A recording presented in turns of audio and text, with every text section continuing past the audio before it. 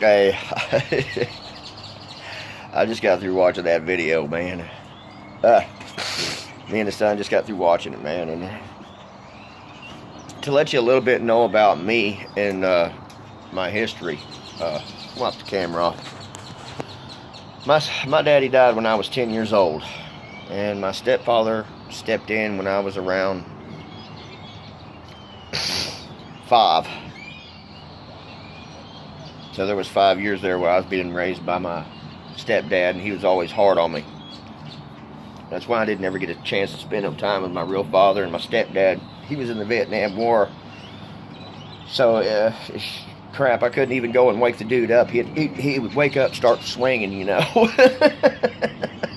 To me as a child, you know, it's kind of scary, you know, somebody just wake up swinging at you. But he always tried to raise me hard, you know. He always tried to raise me the way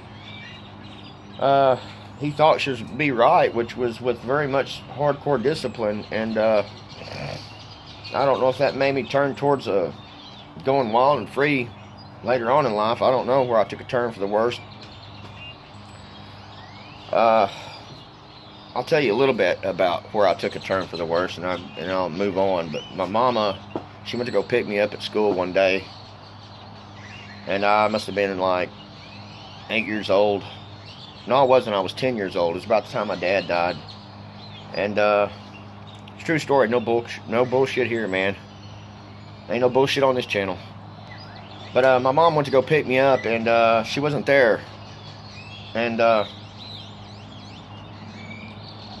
lady at the time come up to me and says, "Hey, your mama sent me over here to pick you up." And I said, "Well, I'm not supposed to get in cars with strangers." And she showed me her she showed me a badge. And it was a officer, but it was a officer dressed in normal clothes.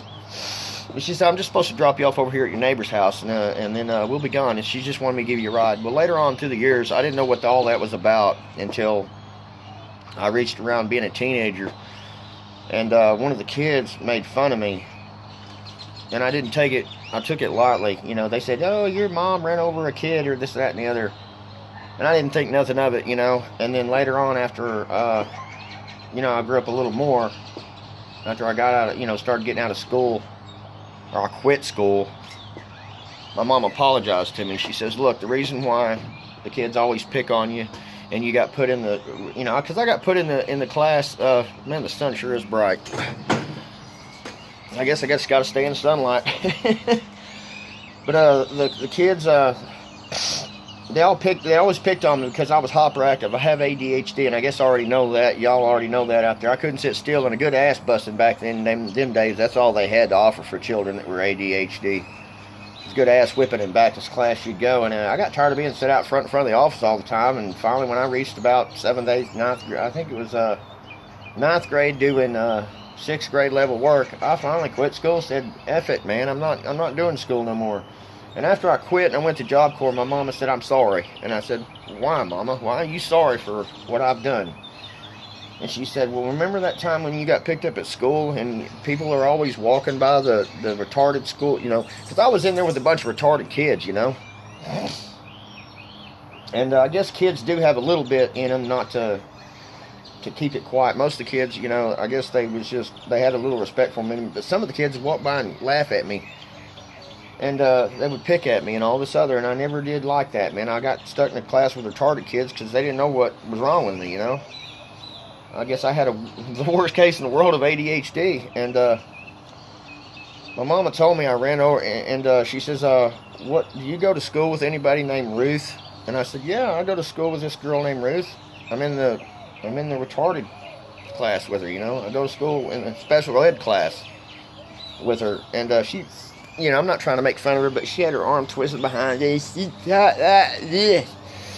She always lived on herself. And anyway, back to what I was saying earlier, somebody said, "Hey, your mama ran over her." And I said, "No, she didn't. You're full of shit." And I went and asked the kid, I said, the Ruth, I said, "Ruth, what happened to you?" She says, "I got run over by a school bus." Well, anyway, back to what my mama apologized to me later on. She says, "I ran over Ruth, and that's why all the kids always picked on you. And that's why that's where really my life took a turn for the worse. And this is something that I don't want to do with my son. You know, I want to fix this truck up real bad. And I'm not trying to pick at you people's hearts or nothing, man. I'm just out here trying to make it in the world, and that's why I'm trying to do it on my own. You know, I think I'm going to have enough money here raised up to do it on my own. And I'm not going to try to get on that C10 build. I mean, hand-built cars. I'm not trying to go extravagant as they did with that air ride suspension and that C10 they had there. The hell, they chopped it all the way down, took it all in little bitty tiny pieces. All I want to do is put a decent paint job on my truck, you know, and let my son drive it to school and spend some time with my child, you know.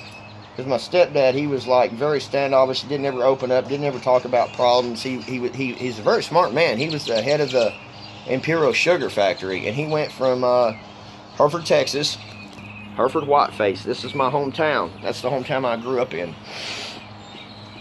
And he started out there, and they moved him all the way to Worland, Wyoming, and then he fixed the sugar plant up there in Worland, Wyoming, and then they moved him all the way down here to Louisiana, and he stayed the boss there, and I think that's where he's going to retire. But and one of these days I'm going to go on the land, and I'm going to show you my stepdad's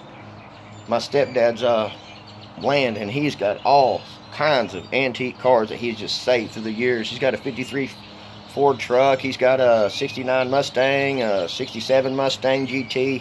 He's got a 69 302 Boss Mustang that he's never going to sell. I'd love to have it, but I think I really ripped my pants with the guy.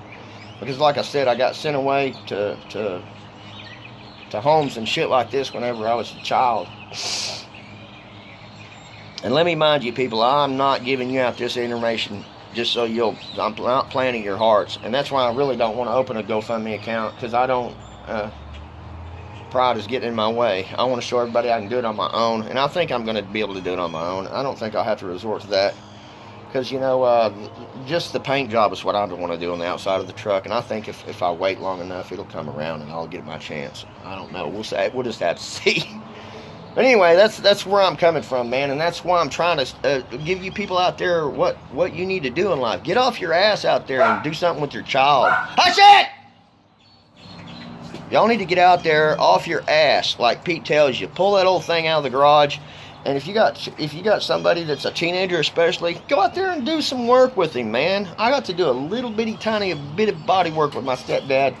Very little. He still got that thing tore up in pieces because he worked hard all his life, and he had to be sent from factory to factory to factory, and they paid him real good money, and he saved his money. Now he's going to fix that thing up when he retires, and I want to be there to shoot the footage. Me and him just never seen eye to eye in a lot of ways because I was a problem child, you know.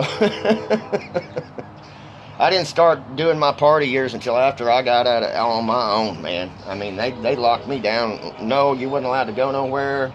No, you wasn't allowed to do this. No, you wasn't allowed to do that. No, you can't go to that party. No, you can't go to this party, and you'll know why later on in life. And yeah, later on in life, I went out there and went free willy. It's a true story, man. And here's another thing. If you over-shelter your children, it could be a bad thing, man. Because when I finally got out there on my own, man, I went completely wild, man. The sheriff's daughter always goes wild. The preacher's daughter always goes wild. Do you hear them stories? It's true. They always go wild. My daughter, I let her go to little parties here and there. I let her do her things, you know. And I let her go out there and have a little bit of a taste of that crap. And she doesn't drink now. She drank a little bit. She found out she didn't like it. She didn't like the kids that she was hanging around. She didn't like it. I don't know if I'm wrong for doing that, but I told her, yeah, you can go to the party. What time is it? Where are you at? You going to stay inside? Are you going to stay at them people's house? Are you going anywhere? That kind of thing. And I'd always go over there and meet the parents, you know. And because I don't know if that's the reason why, but there's a lot of truth to that, you know. I think that if you over-shelter your child too much, that it's going to want to have to go out there and do just the opposite of what you taught it all its life. My parents were very strict, man, they tried to fix me, and they tried to fix me good, and they always busted my dad, stepdad, he busted my ass black and blue. But I haven't never whipped my boy.